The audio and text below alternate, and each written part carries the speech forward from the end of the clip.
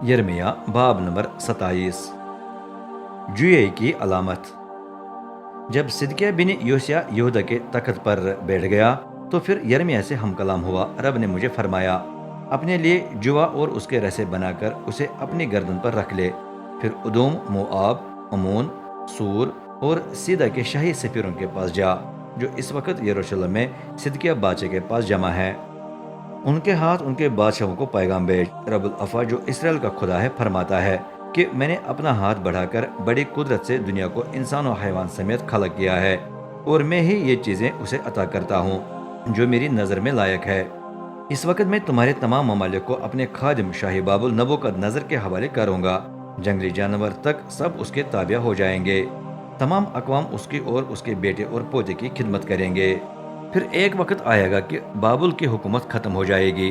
तब मुतअद्दिद कौमें और बड़े बड़े बादशाह उसे अपने ही ताबिया कर लेंगे। लेकिन इस वक्त लाजिम है कि हर कौम और सल्तनत शाही बाबुल नबूकदनेस्सर की खिदमत करके उसका जुआ कबूल करे।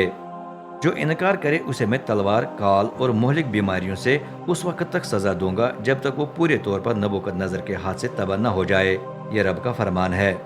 चनाचे अपने नबियों, हालगीरों, ख्वाब देखने वालों, किस्मत का हाल बताने वालों और जादूगरों पर ध्यान न दो जब वो तुम्हें बताते हैं कि तुम शाही बाबुल की खिदमत नहीं करोगे, क्योंकि वो तुम्हें झूठी पेशगोइयां पेश कर रहे हैं, जिनका सिर्फ ये नतीजा निकलेगा कि मैं तुम्हें वतन से निकालकर मुंतशिर करूंगा और तुम हलाक हो जाओगे।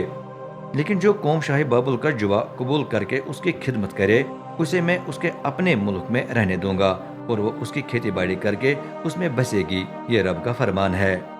मैंने यही पैगाम यहूदा के बादशाह सिदकिय्याह को भी सुनाया। मैं बोला, शाही बाबुल के जुए को कबूल करके उसकी और उसकी कौम की खिदमत करो तो तुम जिंदा रहोगे। क्या जरूरत है कि तू अपनी कौम समेत तलवार, काल और मोहलिक बीमारियों की जद में आकर हलाक हो जाए?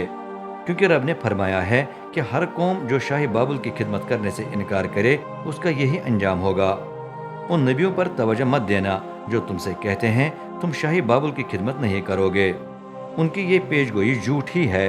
रब फरमाता है, मैंने उन्हें नहीं भेजा बल्कि वो मेरा नाम लेकर झूठी पेशगोइयां सुना रहे हैं। अगर तुम उनकी सुनो तो मैं तुम्हें मुंतशिर कर दूंगा और तुम नबूवत करने वाले उन नबियों समेत हलाक हो जाओगे।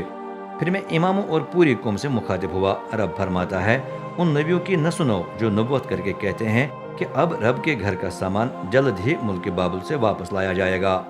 वो तुम्हें झूठी पेशगोइयां बयान कर रहे हैं, उन पर तवज्जो मत देना। बाबुल के बादशाह की खिदमत करो तो तुम जिंदा रहोगे। ये शहर क्यों मलबे का ढेर बन जाए? अगर ये लोग वाकई नबी हों और इन्हें रब का कलाम मिला हो तो इन्हें रब के घर, शाही महल और यरूशलेम में अब तक बचे हुए सामान के लिए दुआ करनी चाहिए। वो रब्बुल अफ़ा से शिफात करें कि ये चीज़ें मुल्क बाबुल न ले जाई जाएं बल्कि यहीं रहें। अब तक पीतल के सितून, पीतल का हौज, बना में समुंदर, पानी के बासन उठाने वाले हथगाड़ियाँ और इस शहर का बाकी बचा हुआ सामान यहीं मौजूद है। नबूकदनेस्सर ने इन्हें उस वक्त अपने साथ नहीं लिया था जब वो यहूदा के बादशाह योयाकीन बिन यहोयाकीम को यरूशलेम और यहूदा के तमाम शरफा समेत जलावतन करके मुल्क बाबुल ले गया था।